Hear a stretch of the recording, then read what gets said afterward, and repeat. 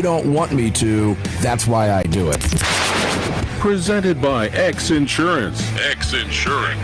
From the SIG Sauer Studios. On the Patriot Mobile Platinum Microphone. Here is your host, the loudest conservative voice in America fighting the enemies of freedom, Mark Walters. Let's get a mic live in here. Welcome in, ladies and gentlemen. Armed American Radio's Daily Defense here in the SIG Sauer Studios begins right now. I am Mark Walters, filling your prescription for freedom today and every day right here in the Patriot Mobile Command Center on the Patriot Mobile Command microphone. It's all being brought to you by X Insurance. Greg in Dallas, Texas, how you doing? Not too bad. We are heading into midweek. Thanks for sending us some nasty weather for later tonight in the middle of the night. I won't hold you responsible for that. You're welcome, and just wait till the sandstorm that's blowing through right now gets there. I think we'll get past the tornado weather first, then we'll be okay. I'll take. We had a tornado here in Irving earlier today. So. Yeah, that's what I saw. So it's moving this direction. So if you're in the southeast, be careful later today and tonight because it is going to get nasty. No question about it. So, Lee, we're on Lee. Greg, you're Greg. We'll go to Lee in just a moment.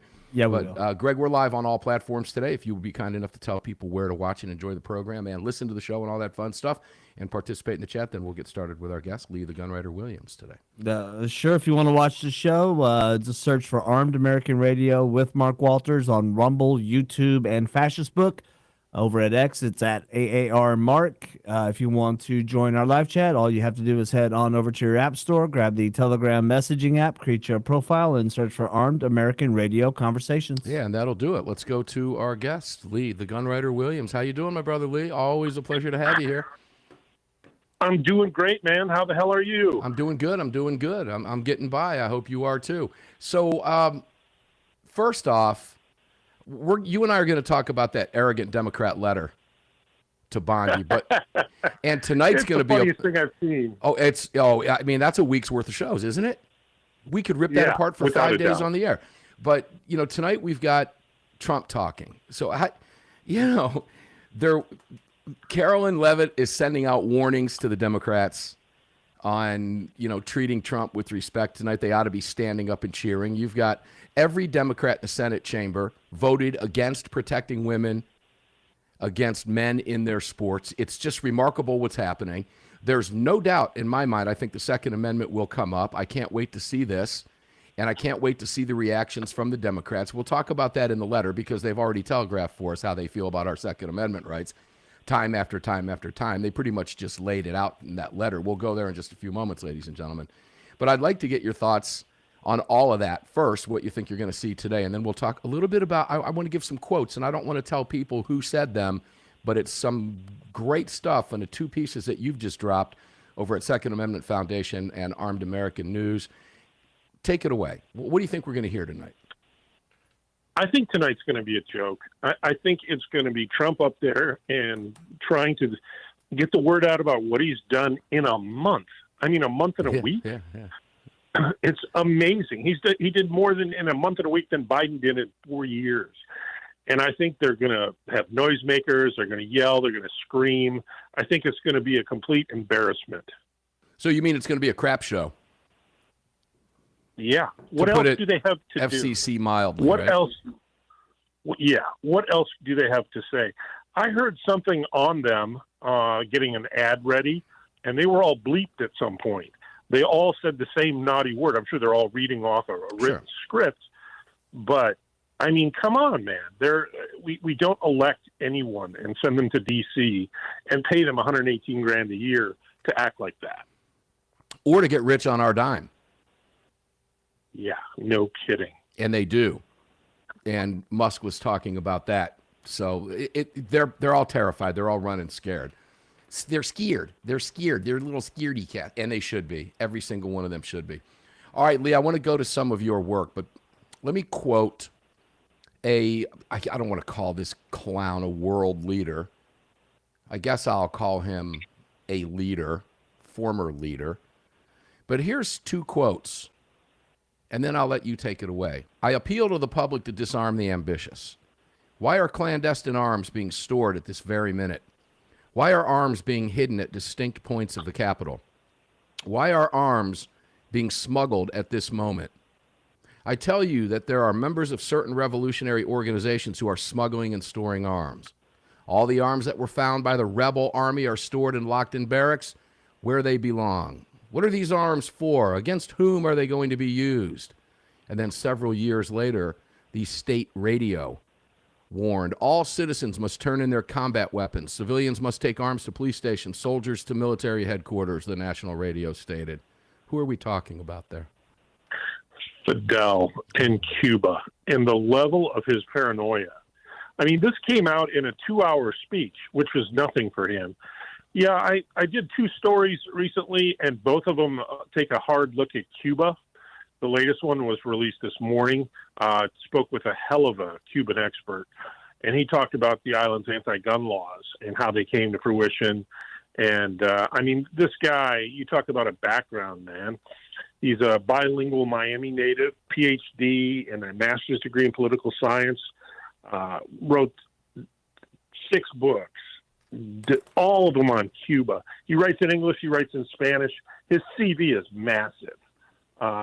Just a really neat guy, Daniel I. Pedrera, PhD. And he had no issue. He answered my questions, and I wrote something I seldom do, which is a Q&A form.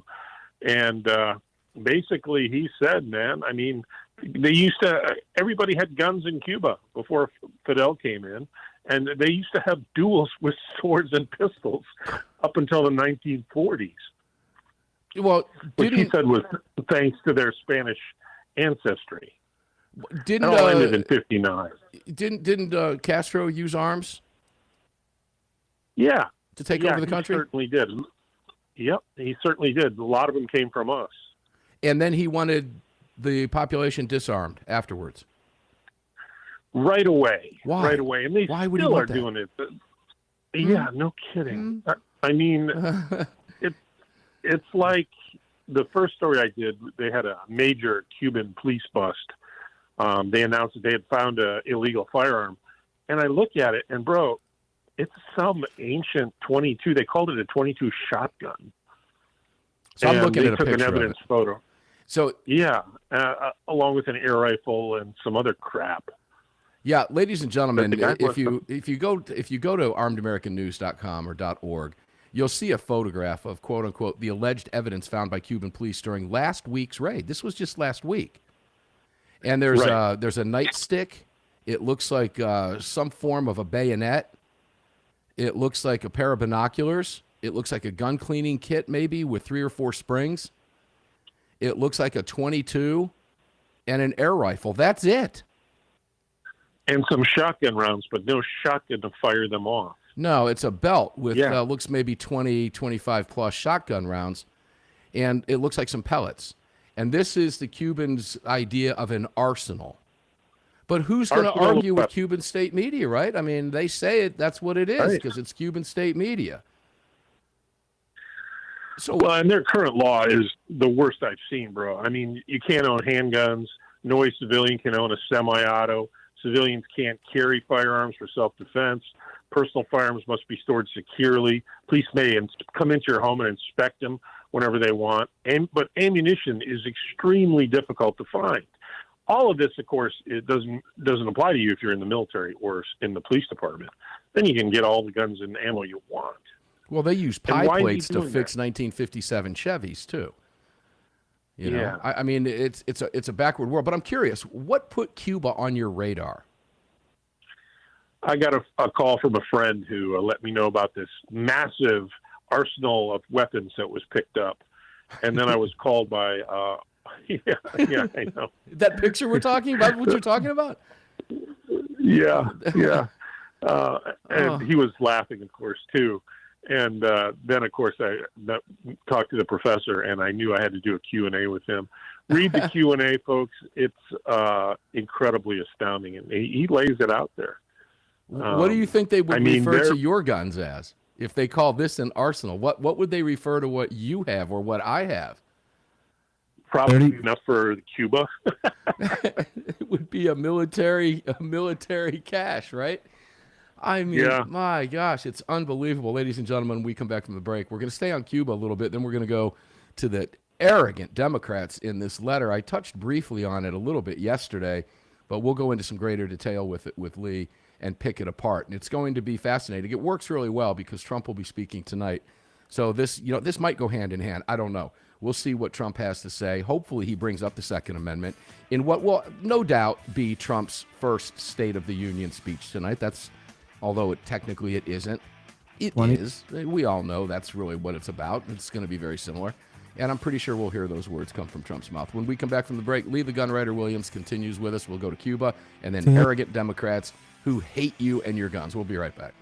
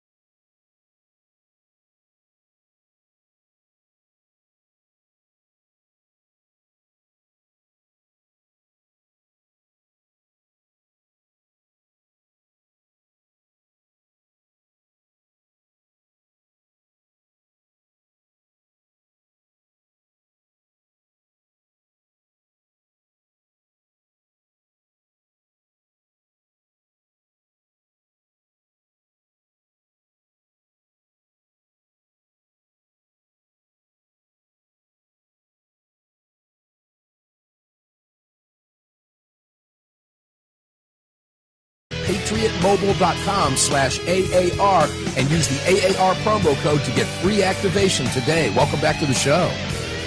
Welcome back to the 6 Hour Studios with me, Mark Walters, filling your prescription for freedom today and every day. Make sure to check out all of our partners, including X Insurance and ammosquared.com, ammosquared.com. Dan from Ammo Squared will be here Thursday on Armed American Radio's Daily Defense to talk about some really cool stuff going on over there. And we've got guys from Patriot coming up, some guys from Barrel Buddy coming up, all of whom are very well versed in your Second Amendment rights and what it means, because they're all involved in the industry, so their perspectives are really unique and really fun. Welcome back. Let's get cracking again. Lee the Gunwriter Williams, welcome back to the show. Staying on Cuba for a few more minutes, because I find these are absolutely fascinating articles that you've written for a number of reasons, but isn't this very similar? Aren't the the techniques very similar to what the Democrats want for us in America, disarmed? Yeah, completely. I mean, I asked this guy if they're still trying to track down unregistered firearms. He says he doesn't think so. They pretty much got them all. They got them all early on. That's a quote. That's exactly what the Dems wish, man. They wish that we didn't have firearms. Yeah, and this Daniel Pedrera, Ph.D., who you quoted, but from when Fidel Castro came to power in 1959, one of the first things he said in Havana was the rhetorical question, guns for what? Who do we need guns to protect ourselves against? Guns were the first thing the regime took away. They started eliminating gun ownership throughout the country. The only people who could have guns were the government. And that's exactly what the Democrats want for us, ladies and gentlemen. It's a communist manifesto 100%. coming from the Democrats right here in the United States. I don't know of any other way to put it. 100%. This is interesting stuff. Did he reach out to you? No, I reached out to him. Yeah, so this is interesting because the Q&As are great. Why does the Cuban government have such strong gun control? And he responds, before, when gun ownership was legal, there was a lot of political violence in Cuba. It was a different time period. Duels were common. There was a lot of violence among groups and elements. Politically, the field had a violent streak, which, by the way, Fidel comes from that tradition. Afterwards, the issue has become a lot of use of weapons against the population by security forces with a population that has no ability to protect itself. Sounds like Barack Obama's wishful national police force, right? In recent years, Exactly. he says, in recent years, we're seeing an increase in violence against women. Some are shot to death. The question there hasn't been answered. Where do they get the guns? They're all in the hands of the military. And then how likely will there be a regime change in Cuba? Do the Cuban people want guns? And let's take a look at that response. I haven't heard that being part of the discussion in terms of what they are demanding. Their demands are more basic: food and housing, better living conditions.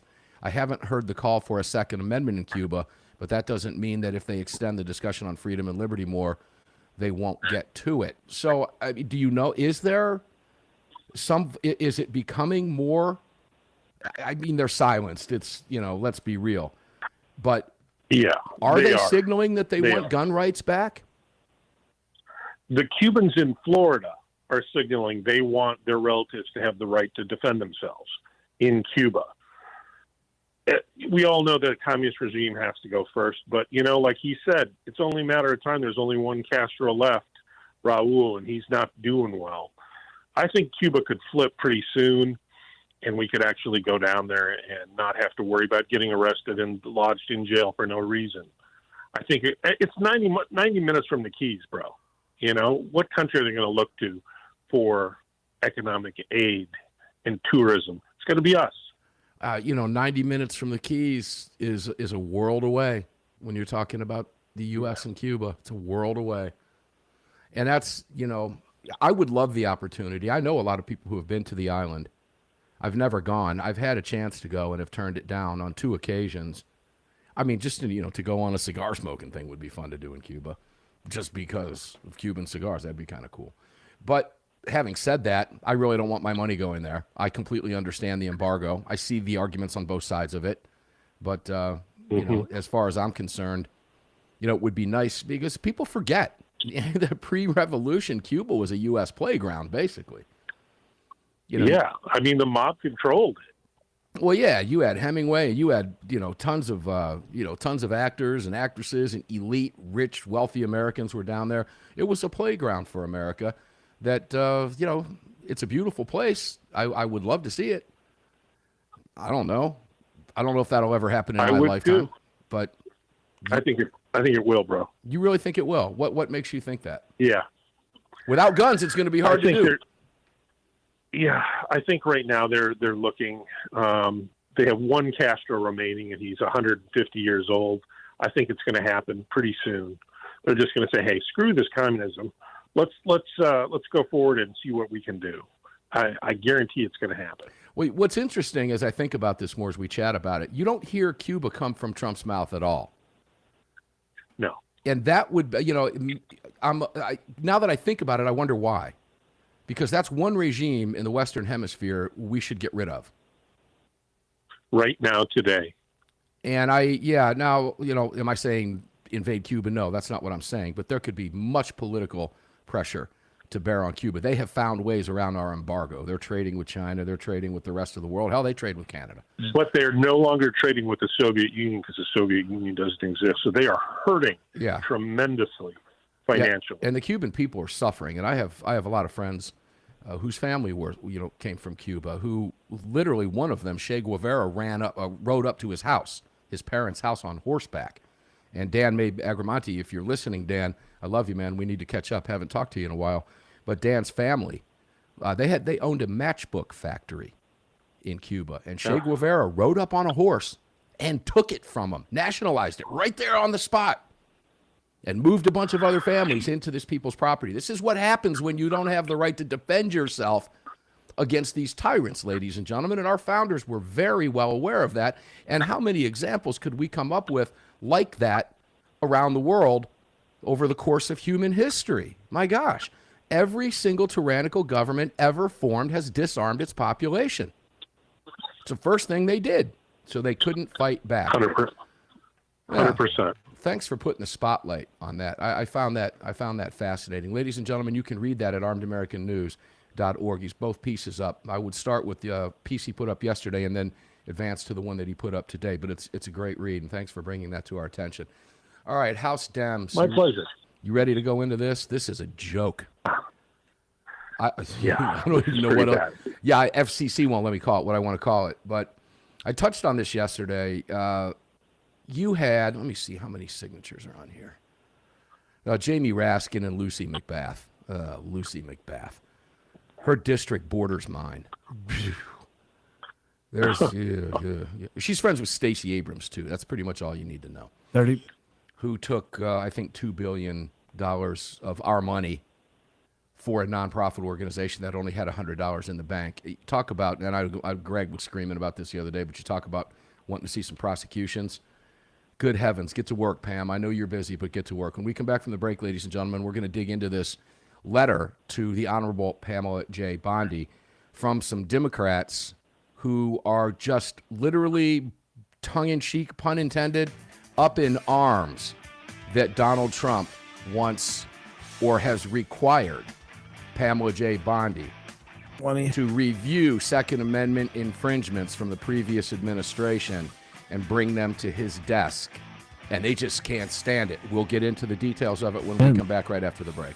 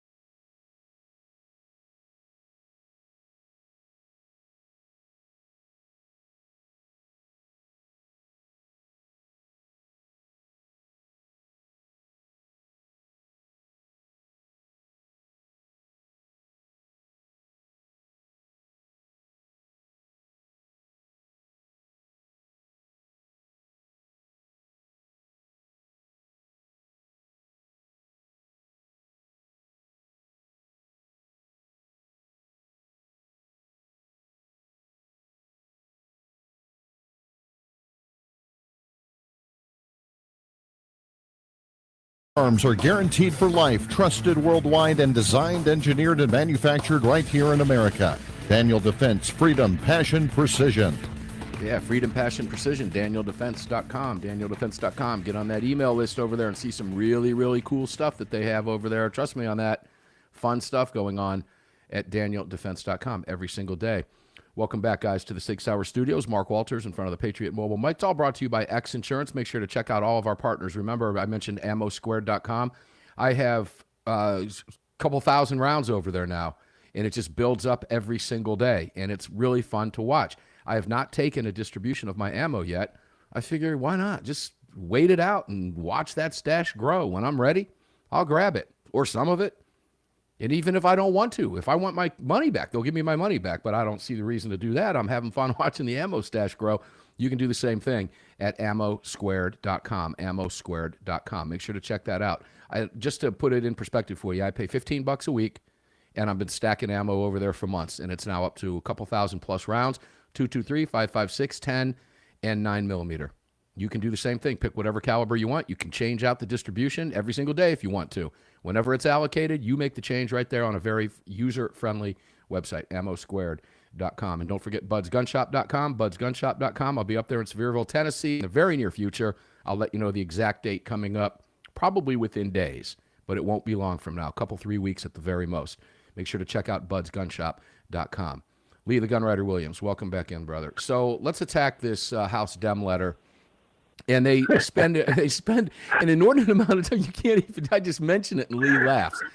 Oh my gosh, it's unbelievable. But let's read a little bit about, because what they've done, how would you describe what they're saying to Bondi in this letter? First of all, they have no authority over Bondi whatsoever. Correct. So right then and there, you should have presented the tone of niceness. You know, hey, can you do this? Can you help us out? We're struggling. No, that is not the tone they took. They gave her 12 orders, basically, and some of them are laughable. 12 orders. Let's go to Lee. I had a tough time going through the first sentence of this the other day because it's such a joke. It flies in the face of everything we know that they did want to do and are seeking in states that they control and in cities that they control. All of it in violation of recent Supreme Court decisions. As members of Congress committed 100%. To safeguarding Americans' rights enshrined in both the Declaration of Independence and the Constitution, we are determined to protect our communities against lethal gun crime in a manner consistent with the Second Amendment. Now, let's go back down. Who signed this again? Jamie Raskin and Lucy McBath. Does anybody trust that they want to uphold our constitutional right to keep and bear arms? No. So that makes the first sentence a joke in and of itself. But it spends an inordinate amount of time on the ATF. Let's go there. The executive order specifically instructs you to examine the ATF's enhanced regulatory enforcement policy. Under this policy, ATF initiates the process to revoke the licenses of gun dealers who put the public at serious risk by willfully violating the Gun Control Act through transferring a firearm to a prohibited person, failing to conduct a background check, falsifying records, failing to respond to a trace request, or refusing to allow ATF to continue an inspection. Through this policy, ATF has enforced the Gun Control Act as passed by Congress and has revoked the licenses of the tiny fraction of gun dealers who willfully violated the law. The ATF's enhanced regulatory policy has not prevented a single American who may lawfully possess a firearm from exercising his or her Second Amendment rights. More than 3 years after the implementation of this policy, only 0.5% of licensed gun dealers have had their licenses revoked, accounting for only 0.3% of the nation's roughly 130 federal firearms licensees, or FFLs. Law-abiding gun dealers remain in business throughout the country. In fact, today there remain more gun dealers than there are locations of Starbucks, McDonald's, Dunkin' Donuts, Burger King, Subway, and Chick-fil-A combined. Lee, I don't know anybody that's written more extensively on the ATF and their bloody history and their overarching attacks and infringements on gun owners. Go ahead and tackle that one if you would. Well, the whole graph is nothing but a joke, nothing but a complete joke. And to say there's only 0.5 of licensed gun dealers who had their licenses revoked, I think is a fiction. It's a fiction. We're looking at a lot more. The problem is ATF lied on their statistics, and then Congress grabbed their lies and put them in this letter. This thing is a joke. And to say that, to compare apples to oranges, what they're doing with the restaurants, I can have an FFL, okay? I can pay my money and wait and get an FFL. I cannot have a McDonald's or Dunkin' Donuts or a BK or a Subway or a Chick-fil-A because I don't have millions of dollars to buy into their franchise program. But yeah, this whole thing is just a complete, utter joke. Sorry, I'm trying not to use the word. No, I know. And I respect that. I'm the same way. The ability to be safe from gun violence is essential to the enjoyment of our foundational rights of life, liberty, and the pursuit of happiness. We cannot exercise any of our other most precious rights, the right to vote, the right to free speech, the right to worship freely, the right to peacefully assemble, and indeed the right to keep and bear arms, unless we are alive and safe in our communities. Now, Lee, there's over 500 million guns in the hands of at least 150 million Americans in my book. It's probably much higher than that. We don't really know, but it's a safe bet to say it's higher than that. So if guns were such a huge problem, I mean, don't we, because right now I enjoy my right to vote. I enjoy my right to free speech. I'm doing it right now. I enjoy the right to worship freely. I enjoy the right to peacefully assemble if I'm so desired to do so. And indeed, my right to keep and bear arms. And I'm alive and I'm safe in my community precisely because I'm armed. So where are they going with that? How do you read into that? It's just such a bunch of utter crap. Comparing your right to eat, your right to pursuit of happiness, and by the way, that you also have the right to keep and bear arms. Damn well that both of these people, Jamie Raskin and Lucy McBath, if they had the opportunity, they would ban firearms completely and take us just like England, where we lived at fearing law enforcement. But, because we can be armed and, we can take care of ourselves. And let me tell you, I've never seen the opening graphs of this. There's like 6 graphs, and they're just one after the other, just mind-boggling that the Dems could actually write this because it's utter fiction. Well, to write it with a straight face is what's ironic, because this is the party that's trying to take away our rights. And to slap you in the face with this protection that they want to protect the right to bear arms. And they mention here, and indeed, the right to keep and bear arms. I would argue, obviously, that it is our right to keep and bear arms that has protected the precious rights to vote, to free speech, the right to worship, the right to peacefully assemble. That's why we have those rights. That's why the founders recognized our pre-existing right of self-defense to keep and bear arms against people like this that are writing this letter that want to take that right from us, hence go back to what we saw in Cuba. See, it all kind of ties together. But let's go through some of the bullet points. I know we're going to get cut off by a break here, but let's start. And question number 1, what standard will you use to determine if any order, regulation, guidance, plan, international agreement, or other action violates the Second Amendment? That's an interesting one to take when we come back from the break. Greg, how much time do I have? 33 seconds. 33 seconds. Let me just leave it at that one, Lee.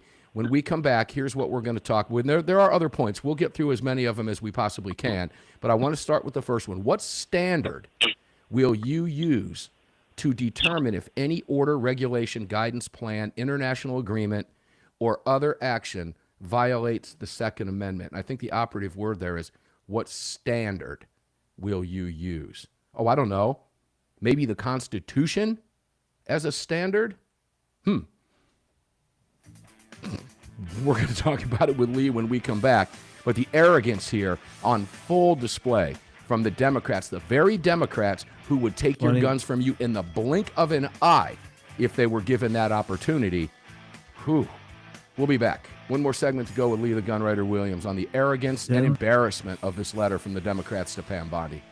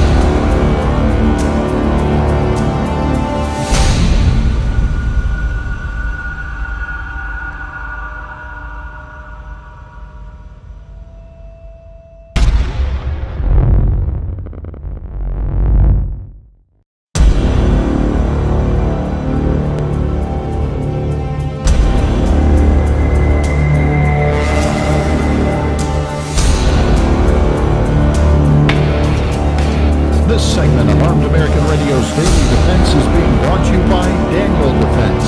Visit danieldefense.com. Now, back to the show. Back to the show indeed. Mark Walters filling your prescription for freedom here in the SIG SAUER studios in front of the Patriot Mobile Communication and Command Center microphone.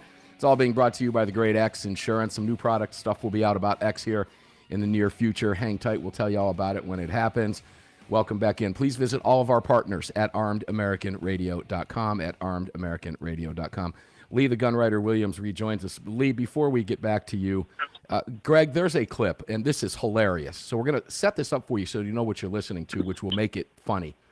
But if you would, explain this clip, and then I want to play it because you got to listen to it carefully, ladies and gentlemen. But when you do, you'll start to pick things up. Greg, take it away. Yeah, sure. This is Charlie Kirk posted this earlier with the caption, 22 senators have published the same embarrassing video. Whichever consultant thought this was a good idea should be fired. And essentially it starts with a Trump video about his first day in office. And then it goes on to showing all these 21 senators kind of giving a reaction speech. But when you listen to it, you can tell they're reading the exact same script because the video, as they each rap on the script, the last one is the last words, and that's the truth. And so they start to close every box as each senator gets there, and you can hear every one of them say, and that's the truth, and that's the truth, and that's the truth, and you can tell that they're it's the Mockingbird media essentially in full display. This is the Democrats and what they sound like, and this is what you're likely going to hear tonight. Go ahead and play this, Greg. It's kind of fun. Sure. Immediately bring prices down starting on day one.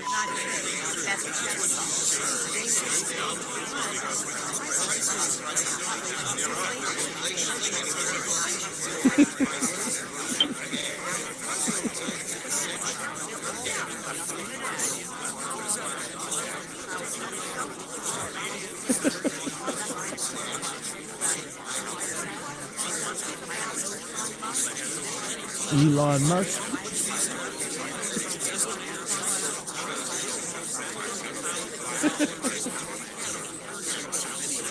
If we give it about another minute, you'll hear the ends start. This is a Democrat cocktail party, ladies and gentlemen. And they all show the same picture throughout their speech, the exact same picture, same little captions. We're getting close.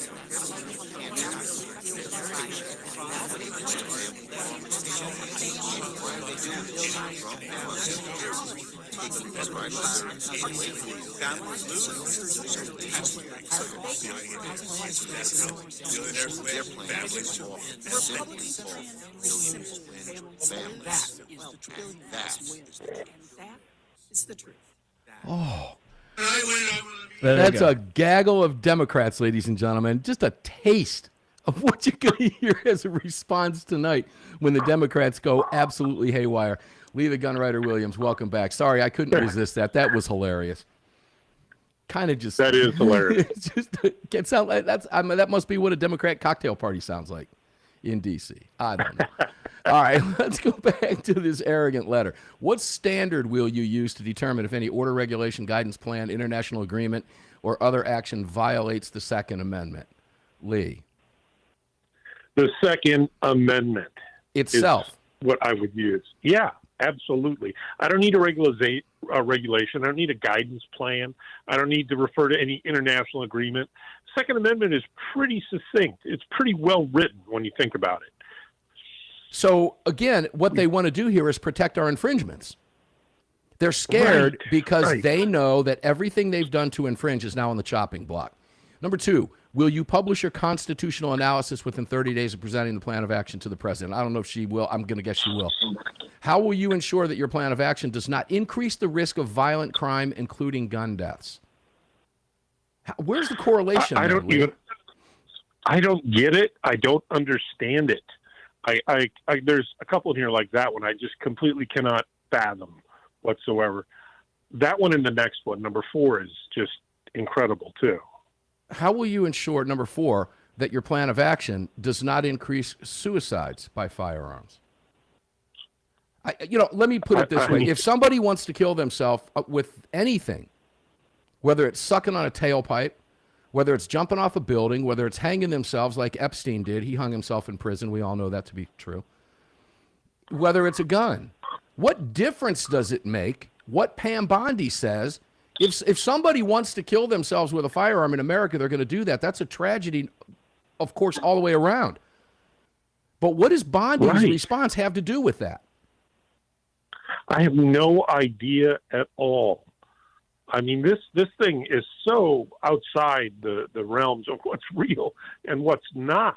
Well, it's just bizarre. The insinuation here is that the Democrats believe that infringing on your Second Amendment rights will reduce suicide deaths by firearms, which it will not do. But again, the only way for them to prove that is to take firearms, which is what their ultimate goal is. This is what they've been working towards. And what do? They use suicide as an excuse to those ends. Let's drop down to number 7 because of time. If the ATF's enhanced regulatory enforcement plan is repealed, enhanced, ladies and gentlemen, means zero tolerance.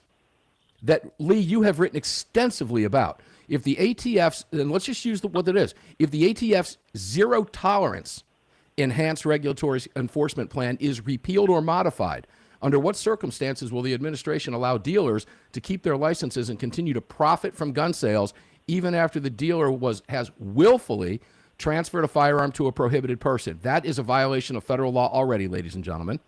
B, failed to conduct a background check. That is a violation currently of federal law. Falsified records, Lee, that's a current violation of federal law. Or failed to respond to a trace request, violation, or refused to allow ATF to conduct an inspection. All of those are already current violations. That's not enhanced regulatory enforcement. Regulatory enforcement was zero tolerance that got people's licenses revoked for what, Lee? Willful minor errors. Like the guy who wrote down, a wrong zip code, a wrong address. I mean, we're talking clerical errors, basically, are what they've been pulling guys' livelihoods for. And don't tell me they haven't. No, the revocations were up nearly 700%, ladies and gentlemen. We've talked about that ad nauseum on the program. But again, the key word there is willful. It's not a willful mistake when you make a mistake. A mistake is not willful. No. It's a mistake. And that's what the ATF's Enhanced Regulatory Enforcement Plan, otherwise known as their zero tolerance policy, has been about. Lee, tell people where they can find all your cool stuff. There's much more in here, ladies and gentlemen. We just don't have enough time. Maybe we'll get into some of it again tomorrow because it's worth it. Where can people read all your stuff? Oh, it definitely is. They can go to armedamericannews.org, thegunwriter.substack.com, or saf.org. And you can find everything Lee, the Gunwriter Williams, writes. We're going to cover some more of this tomorrow because it's just fun to cover, and there's a lot of meat in here. It is an embarrassment to those who wrote it. It is the protection or their intention to protect, continue to protect their infringements on your rights by making demands of the AG because Trump has required her to review those infringements so that he can make the determination as to what regulations those zero tolerance policies that the Democrats clearly love, so that he can change them. But the Democrats don't like it. That's what Democrats do. And let me tell you, when they don't like it, you do like it. Now you know. Armed American Radio's Daily Defense is going to get up and do it again tomorrow precisely because they don't want us talking about this information. Enjoy your day. Stay safe. And we'll see each and every one of you on the radio tomorrow.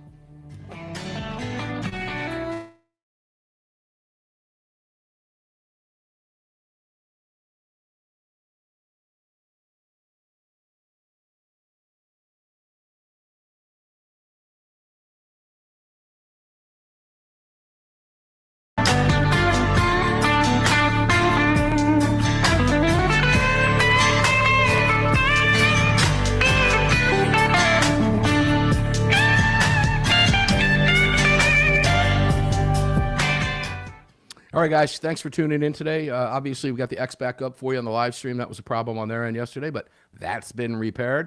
So back to work on this end here in the studios. Armed American Radio's Daily Defense is going to get up and do it again tomorrow because they don't want us to. We'll continue with some of the arrogance from the Democrats. Clearly, we'll have a lot to talk about tomorrow based on Trump's speech tonight. I'm hopeful that he'll touch on Second Amendment rights and the order for Pam Bondi. And you heard that gaggle of Democrats. Wait till later tonight. It's going to be a lot of fun. Kick back, do whatever it is you do when you relax, and watch that because we will definitely be talking about it tomorrow. Enjoy your day. Stay safe, guys. We'll see you on the radio tomorrow.